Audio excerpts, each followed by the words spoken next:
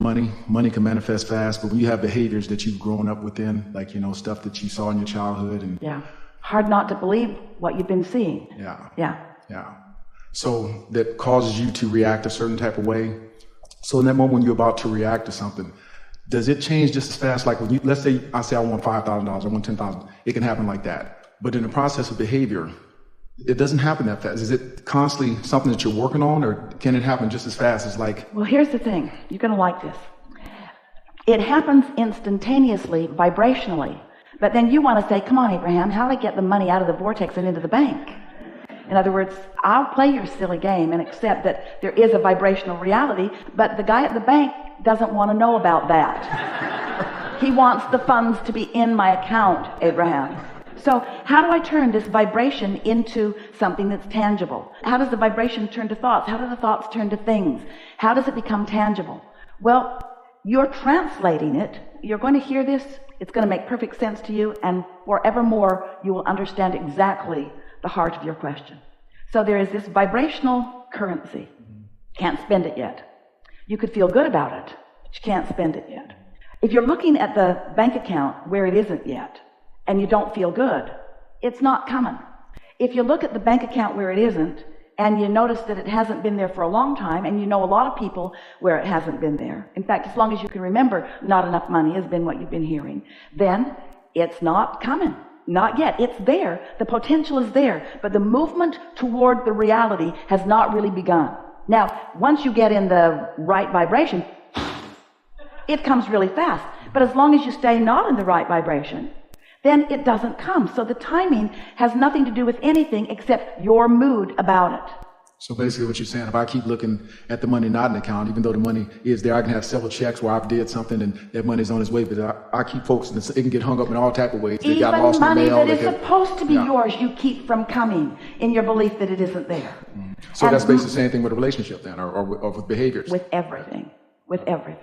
So this business of translating it, that's the part that most people don't realize, because you don't realize that you are turning the intangible to the tangible.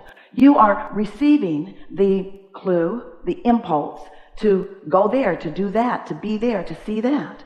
In other words, we told the story yesterday that Esther woke up thinking about Mark Twain books, and there's one in particular that she adores, and she ordered the whole set so that she could read Recollections of Joan of Arc. Joan of Arc is on her mind. The next day, she is at a restaurant, and she gets an impulse to go over there, and she walks into a place, and the man says, "Can I help you?" And she walks right in, room, and is standing in front of a statue of Joan of Arc. Didn't know she was going to find that. But there it was, because it was active in her vibration, because it mattered to her, and there was no resistance. It was so close to an instant manifestation, it nearly knocked her over. She said to him, "Is that who I think it is?" And he said, "Well, who do you think it is?" Grabbed that and held it to her. Mine is what she wanted to say. Mine. She could not believe how fast the universe yielded that to her. And it's because she didn't wake up and say, "Oh, I don't have a statue of Joan of Arc." How would one even find a statue of Joan of Arc? Are there even any statues of Joan of Arc? I don't believe I have ever seen a statue. When I was growing up, none of us ever had statues of Joan of Arc. My mother didn't have a statue of Joan of Arc. Her mother didn't have a statue of Joan of Arc. None of us have ever had statues of Joan of Arc. But there it was, instantaneously.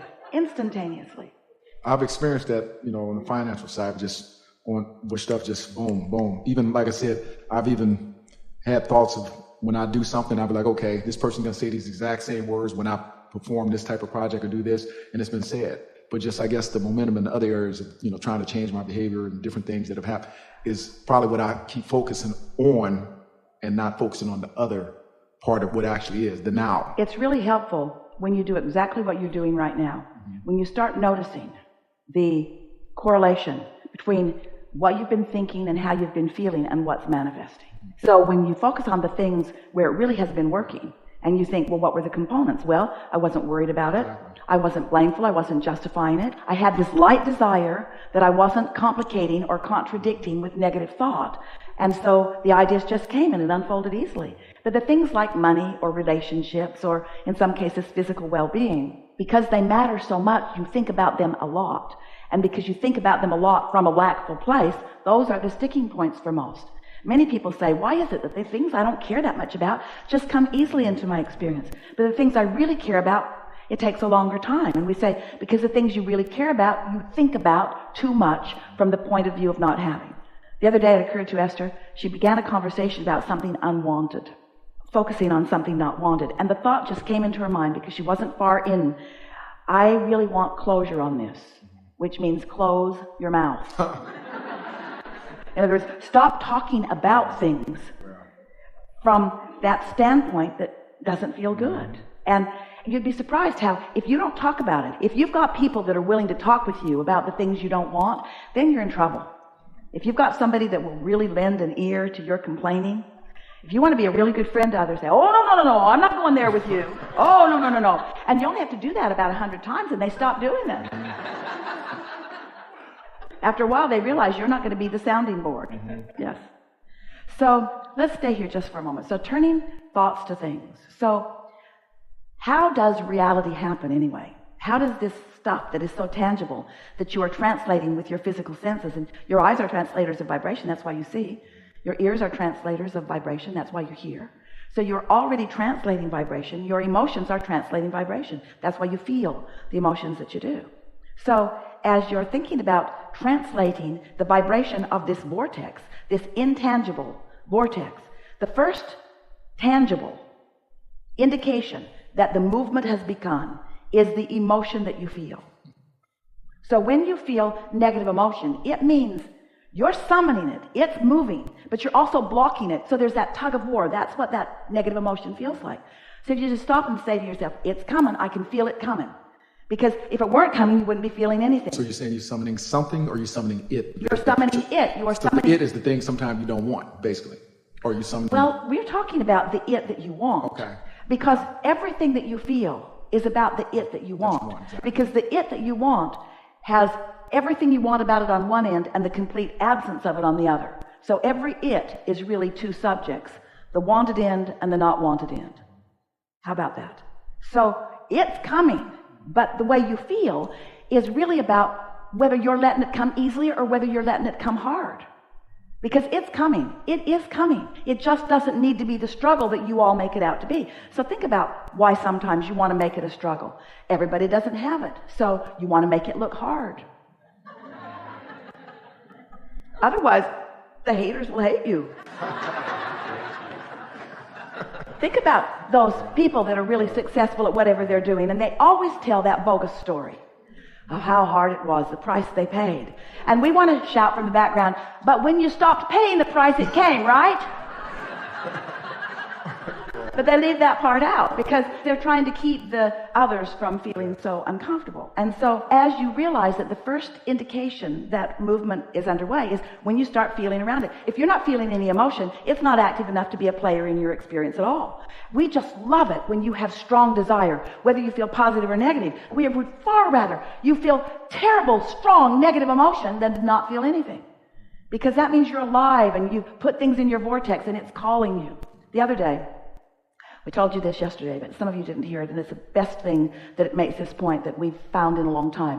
Esther's sitting up in the top of a room in a big, tall house she has on a mountain in Utah, and there's a turret. So she's sitting there looking out of this turret, up high where the trees are. And she looks over. She's been watching some hawks, a couple of hawks, making their way around the property. It's been delightful to watch the power of them. And this day, one of the hawks is sitting right out her window. And Esther's looking at it. She opened the door just a little bit so she could hear it better. And she can hear it insisting on something. Insisting. And right away, Esther knew. She's calling her babies to her. To the highest point on the property. Esther thought, I thought Mama Bird kicked the birds out of the nest and booted them from behind. Not true. She picked the highest point on the property and called and called and called and called and called and called and called and called and called and called and called and called and called. Esther's yelling, get your butt up here! Called and called and called and called and called and called and called, not impatiently, expectantly. Called and Esther was the only one feeling impatient. Called and called and called and called and called, and then sure enough, here one of those birds came. Didn't land with her, wasn't sure about the landing. Got all the way to her, swooped around, and went right back where it came from. And now there are 3 baby hawks soaring all around the property. In other words, now they know they can do it. Well, that's the way your desires are calling you. Your inner being is calling you toward them, calling you. And you got to go. If you don't go, you'll always be uncomfortable. Those babies, they don't look like babies. They're almost as big as their mother now. They couldn't not go. Everything in their nature, they knew that call, and you do too. And so that call is calling, that call is calling, that call is calling, that call is calling. So as you follow those impulses, the impulse, it's going to come first as a thought that feels like it comes out of nowhere. And accompanying the thought is going to be an emotion that is representative of how much resistance you've got. Well, it really doesn't matter how much resistance you've got, because it's calling you. It does not matter how much resistance is there. The resistance will dissipate. And the more you notice how this works, and the more you relax and allow it to work, the more you trust the process, the more you believe in the process, the less you doubt yourself, the less you doubt the process, the more you believe, the more you understand that everyone who has ever accomplished anything magnificent, this is exactly what happened. They got into that place, and if you watch those who are great in whatever they're great at, you'll notice that they are not willing to stand around and listen to people talk about what will not work. They don't want to hear that. And even if somebody is saying it, they're not listening to it. They're always listening for what does work, you see.